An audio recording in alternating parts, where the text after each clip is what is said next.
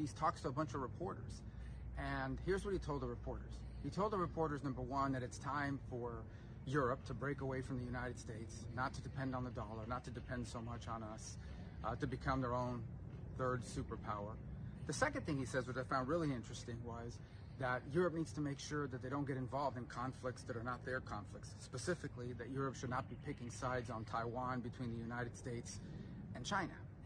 And so I think this is a good moment for us to ask Europe, does Macron speak for all of Europe? Is Macron now the head of Europe? Is he now the most powerful leader in Europe? Because if he is, then there's some things we're going to need to change.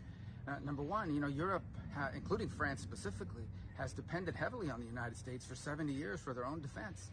In fact, when Macron tried to play global superpower and send troops to North Africa to fight terrorists, he couldn't even get his own troops there. We had to fly them there, and we had to fly them back.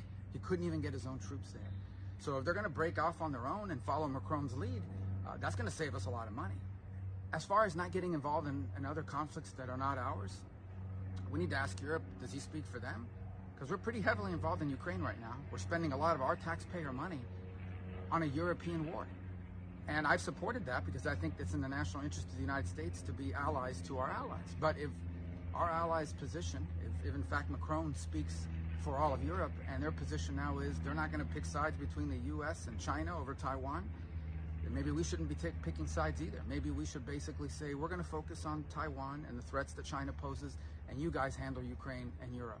So we need to find out, does Macron speak for Macron or does Macron speak for Europe? And we need to get the answer to that pretty quickly because China is very excited about what he said. They enthusiastically support everything he said. And apparently he said even worse. But the French president